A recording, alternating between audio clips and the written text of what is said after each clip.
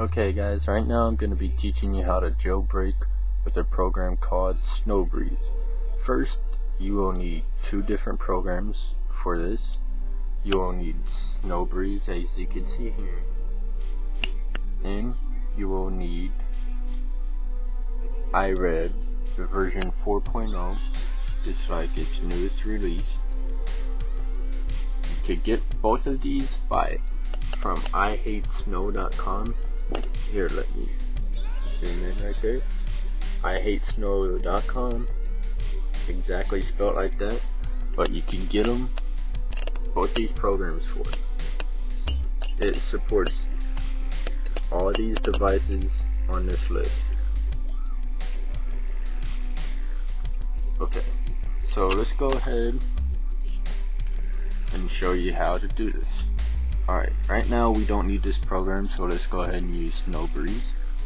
Okay, I'm gonna click OK, close credits. I'm gonna click the next. Let me fix this a little for you guys. Okay, and I'm gonna click where it says browse here. And what you want is your firmware on your desktop. So I'm gonna go to my firmware. It's gonna identify it. It don't take that long, so we're gonna wait until that's done.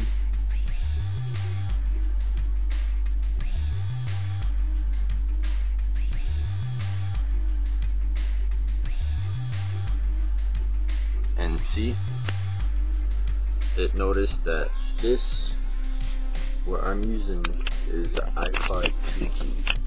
So let's fix this here. Let me get rid of some of this lighting for you guys. As you can see, iPod 2G, iPod Touch 2G, and it says it's done. And right here, it'll say 4.1 IPSW verified. So right now, this program cannot jailbreak any firmware higher than 4.1 because they're working on their newer sn0wbreeze, which will be sn0wbreeze 2.2, that will be able to jailbreak 4.2. So what I'm going to do is click this blue button here, the next. Alright, you could do expert mode or simple mode. In simple mode, recommended to people that don't know what to add. Some add Cydia, AFC2 SSH for Apple TV, and other recommended stuff. Expert mode lets you have customization options at your disposal, such as custom boot logos, root partition size, and star options and unlocks. So I'm gonna do expert because I know what it has. Okay, you got general, your custom boot logos, your unlocks, your custom packages, build IPSW. See, with the second generation iPod, I can't do custom boot logos and I can't do unlocks, which I'm completely fine with that. So I'm gonna go to custom packages real quick, click next. You could download packages, you could select some, like if you have them on your desktop, as you can see here, if you have them on your desktop here, and you can manage sources. These are all the sources that are good. These are the ones that come with the program. It's the main sources that Cydia uses, basically. So there's all of these, so I'm going to click next. I'm going to click general. Go ahead, go here. I'm going to enable background wallpaper, as you can see.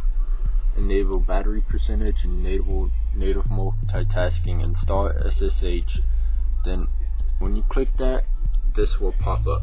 If you have WinSCP, or if you're using Mac, I don't remember what the program's called, but it will tell you how to change the password. It says please ensure that you change your password, meaning it is highly recommended that you change your password. So if someone's seen your IP address on YouTube or anything, and your password is still Alpine, they could go onto your device and really mess it up. So I'm gonna click OK. And a NOR only pack is makes the IPSW as a NOR only. IPSW has one major advantage: you can change your boot logos without wiping anything on your device, and iPhone users can make iBoot boot and verbose without a restore. Unfortunately, I can't do that. As you can see there, I can't check it. I can't check activate the iPhone activate. So I'm gonna click next. Click next there. Now I'm gonna click build IPSW and click next. Alright, I'm gonna pause the video, and when this is done, I'll come back. Okay, now it's done, as you can see right there. Alright, so what I'm gonna do is here on my iDevice is show you how to put your device in DFU mode. DFU mode will allow you, like is the jailbreak mode basically. So here's how we're gonna do this. Hold the power button right here and the home button right here at the same time. So hang on, let me hook this up. This is the only way you could tell if it is in DFU mode.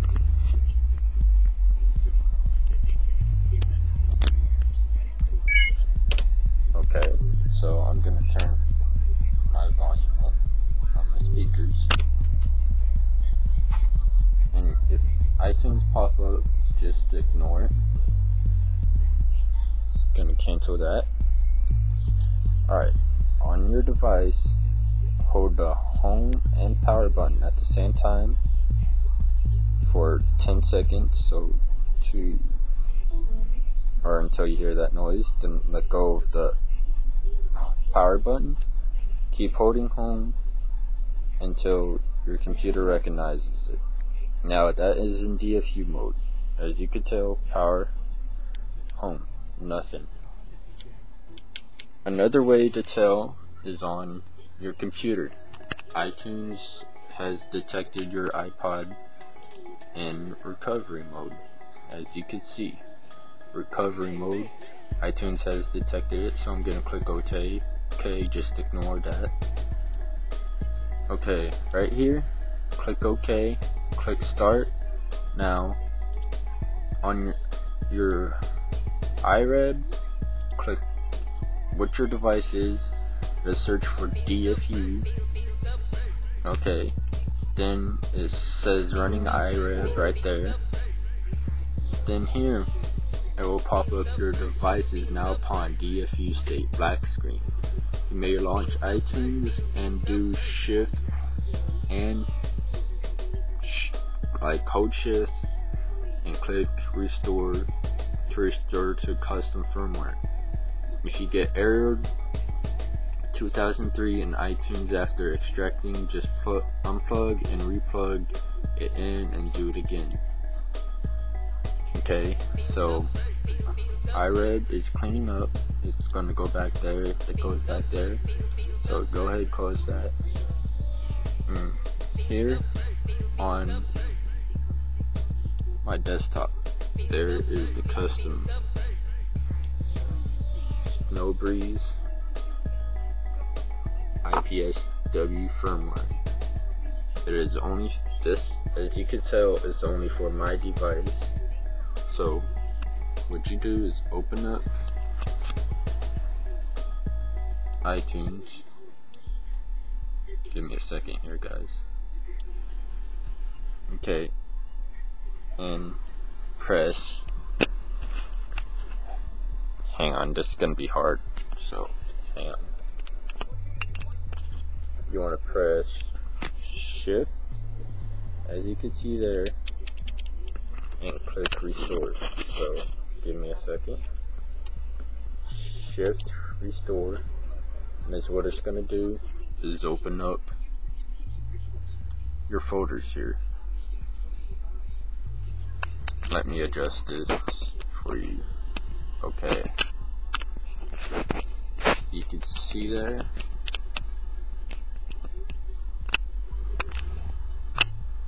Alright. Now I'm gonna scroll down and click the sn0wbreeze custom firmware and click restore.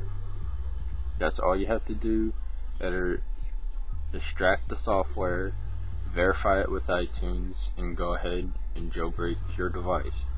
Basically, you put your device in DFU mode, and once you've done that, it made iTunes into thinking that your device had something wrong with it or something, which basically you was allowing the custom firmware that you just made to be used on your device. That way it could jailbreak it. So once this is done verifying with Apple and preparing my iPod for restore, I will show you what the first thing is you need to look at. Alright, first you will see a white screen in this, and it's gonna load right there. Let me fix this for you. Alright, then you're gonna see, let me clear this up for you.